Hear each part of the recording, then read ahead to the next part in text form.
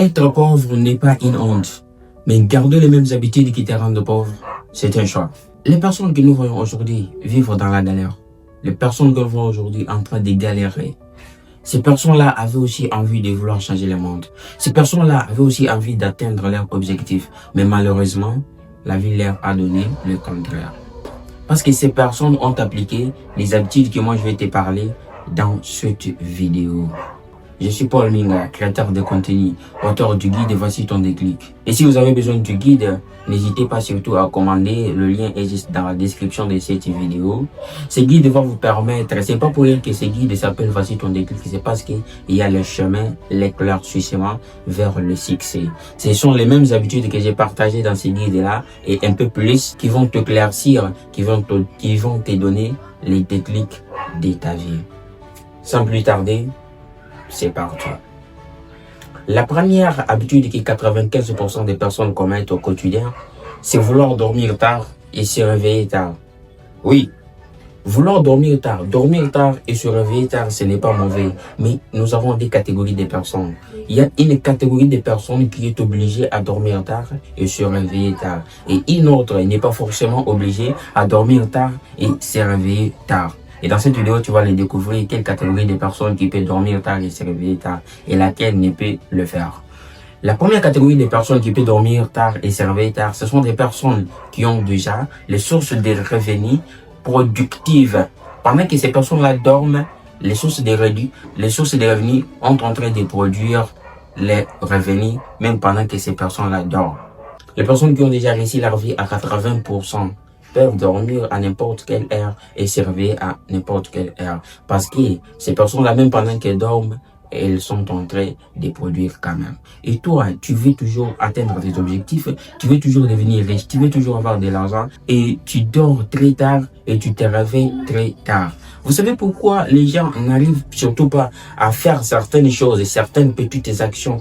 Pas parce qu'ils manquent de la force, mais parfois parce qu'ils ont de la fatigue de ne pas vouloir dormir suffisamment. Je fais les effets secondaires qui n'est pas dormir suffisamment a dans notre corps. L'impact que n'est pas dormir suffisamment a dans notre corps. Vous savez, ce sont des petites choses que nous négligeons parfois qui sont les déclics de notre vie. Dans cette vidéo, je te conseillerai, si tu veux réussir ta vie, il faut planifier à quelle heure tu peux dormir, à quelle heure tu peux te réveiller. Te réveiller, commencer même à dormir à partir de 22h et te réveiller 6h du matin. Comme moi là, je vais te partager ça. Je me suis discipliné il y a maintenant 2 mois où je ne suis pas sur internet à partir de 22h et jusqu'à 7h. Je me suis un peu discipliné de marcher comme ça et j'ai vu dans quelques semaines seulement, j'ai ressenti la force et j'ai ressenti, moi-même j'ai vu il y a eu le changement colossal dans ma vie. Vous devez fixer une heure que vous pouvez dormir et une autre heure pour vous réveiller. Parce que très tôt, c'est par là que vous pouvez planifier votre journée. Très tôt, c'est par là que vous pouvez avoir le chemin de votre journée. Parce que si vous ne planifiez pas bien votre journée, et quelqu'un d'autre le fera à votre place. Vous devez dormir suffisamment et vous réveiller très tôt, c'est important. La deuxième habitude, c'est vouloir sortir avec un peu plus d'argent pour les imprévus. Quelques mois plus tard, je lis dans un livre, un auteur anonyme qui dit chaque argent qu'on met dans la poche, même si cet argent-là n'a pas un problème à résoudre, mais si on est à l'extérieur, cet argent-là aura toujours un problème à faire. Moi-même, j'ai remarqué cela dans ma vie. Ça, c'est une propre expérience que moi, j'ai vécue. À chaque fois que je pars à l'université pour étudier, j'ai l'impression que non, je peux arriver dans la route comme ça et j'ai des imprévus et quelque chose comme ça, des contraires. Et au lieu de prendre, par exemple, 10 000 francs de transport, je rajoute encore un autre 10 000, ça fait 20 000 francs. Pour les transports, croyant que je pourrais avoir les imprévus. Et quand je sors, je constate que cet argent-là ne revient toujours pas à la maison. Quand je sors, j'ai toujours des choses à dépenser. Et à chaque fois que je prends l'argent seulement suffisant pour les transports d'y aller et d'y revenir, je trouve que je fais toujours la même chose. Donc, ce que je voudrais dire par là, c'est que lorsque vous mettez l'argent dans votre poche, croyant que vous aurez toujours les imprévus et du coup, vous en aurez toujours. Vous pouvez imaginer, vous devez partir dans une certaine manifestation comme ça. Et puis, vous avez planifié toutes les dépenses complètes, votre transport, vos cadeaux, tout. Ça pourrait faire même 50 000 francs. Ça pourrait faire même 50 000 francs.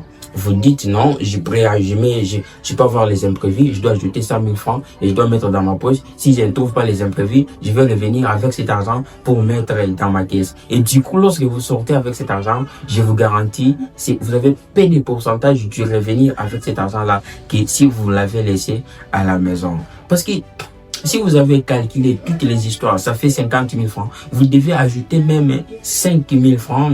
Les imprévus ne manquent pas. Vous devez ajouter même 5 000 francs. Et non au-delà des 10 000, 20 000, 30 000 et quelque chose comme ça.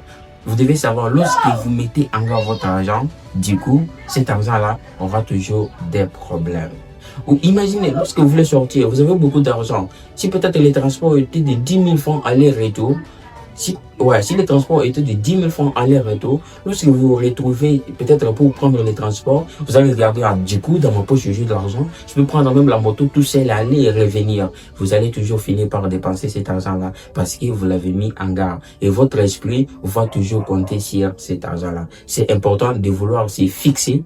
Si toutes les dépenses comptent 50 000 francs, prenez, si vous voulez dépasser même 5 000 francs, et non au-delà de 50 000, au-delà de 20 000 et toutes choses. Parce que si vous en prenez, vous ne reviendrez jamais avec. La troisième habitude, c'est dur que j'ai encore l'âge. Je ne condamne pas cette personne, mais quant à moi, je trouve que c'est un peu bizarre de dire que l'âge d'être stable dans la vie, c'est avoir 35 ans.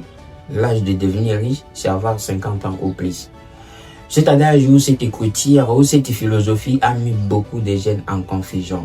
Vous devez savoir que l'âge déterminé, 35 ans, qu'on a déterminé pour être stable financièrement, ce n'est pas seulement vous arrivez à 35 ans et du coup, la stabilité devient automatiquement. Non, vous devez bosser dur. Regardez les carrières de plus de personnes. Il y a ceux-là qui ont bossé plus de 12 ans, plus de 13 ans, plus de 14 ans, voire même plus de 15 ans en train de bosser pour être stable financièrement. Et toi, tu as 22 ans. Et toi, tu as 25 ans, 22 ans, tu dis non, là, je ne suis pas encore prêt à être stable financièrement. Cet âge-là tue beaucoup de jeunes plus qu'il n'aide. La plupart des jeunes ont des excuses aujourd'hui, disant l'âge d'être stable, c'est avoir 35 ans. L'âge d'être riche, c'est avoir 50 ans. Alors aujourd'hui, moi, je vais vous conseiller que même si l'âge de devenir stable financièrement est déterminé à 50%, ce n'est pas seulement vous arrivez à 35% et du coup, la richesse revient automatiquement. Non, ce n'est pas ça. Vous devez bosser dur. Peut-être votre carrière pour devenir la personne que vous voulez devenir, cela va vous coûter 10 ans. Et pendant que toi, tu espères avoir 35 ans pour devenir, peut-être tu as 27 ans. Maintenant, tu dis, non, l'âge d'être stable, je ne suis pas pressé, je ne dois pas faire cette chose-là, parce que l'âge d'être stable, c'est avoir 35 ans. Cet âge-là met beaucoup de jeunes en confusion. Mais moi, mon conseil, je ne suis pas contre l'auteur qui a parlé de ça. Mais mon conseil pour tous les jeunes, c'est oublier cet âge-là, commencer par dire que ma carrière va beaucoup m'écouter. Je dois beaucoup travailler et je dois beaucoup bosser sur ma carrière au lieu d'attendre toujours l'âge déterminé pour les devenir. Votre bon moment, c'est maintenant. Ce n'est pas demain, ce n'est pas 35 ans, ce n'est pas 40 ans. La quatrième habitude que je vais te partager dans cette vidéo, ça c'est l'habitude courante. La plupart des millions de personnes vont se reconnaître là-dedans. C'est tout à remettre à demain. Oui, tu dis, tu as la chance. Tu dis, aujourd'hui je suis fatigué, je dois le faire demain. Autrement dit, la procrastination. Je connais une histoire des garçons qui allaient visiter un site comme ça. Et puis, ils avaient eu une invitation tous deux. Le premier jour, un garçon s'est habillé et est venu frapper à la porte de son ami disant, mon cher, il est temps qu'on puisse s'en aller là où nous étions invités. Et la personne a dit, mon cher, il y a encore de la chance, j'irai même demain, tu sais, aujourd'hui, je suis pas prêt, je suis pas bien habillé, et surtout, la plupart de mes habits étaient sales, et les habits qui sont propres sont moins valeurs, sont des moins chers, et puis toi, tu sais, là où, si on veut se présenter, nous devons être bien habillés, que tout ce qui va avec. Et l'autre camarade a dit, ah, mon cher, du coup, peu importe la façon dont je me suis habillé, je dois y aller quand même. Et cette personne-là est partie. Le deuxième jour, l'autre a présenté encore les excuses. Le troisième jour, l'autre a présenté encore les excuses. Le quatrième jour, il est parti. Et le cinquième jour, il a présenté encore les excuses, disant, ah, si j'irai là-bas, c'est toujours pour visiter, il n'y a pas quelque chose. Donc, quelques mois plus tard, le site dont il visitait a lancé l'offre d'emploi. Et des personnes là ont participé. Elles ont lancé leur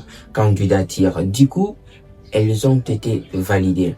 On les a interviewés. Lorsque des garçons là se sont présentés, le propriétaire du site a regardé, a dit, mais l'autre ici c'est notre ami, il vient du coup, il fréquente beaucoup plus l'endroit. Donc lui, vous n'allez pas l'interviewer parce que lui maîtrise déjà les services de base et il a la connaissance et la maîtrise de ce que nous faisons ici.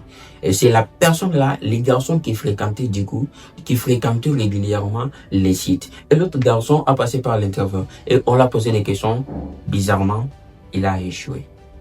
Et cette personne-là a dit non, moi je ne dois pas aller, moi je ne dois pas échouer pendant que mon ami, nous avons grandi ensemble, lui passe et moi je reste comme ça ne doit pas tenir. Il est parti chercher des raccourcis et il a fait des raccourcis pour être retenu dans ce site-là. Et du coup, avec des raccourcis, ça a marché. Au bout de 2 mois, cette personne-là n'a pas respecté les règles qui lui ont été données lors du raccourci. Ce garçon-là a fini par devenir fou. C'est l'impact de la procrastination. Vous devez savoir que même si une petite opportunité se présente, saisissez-la.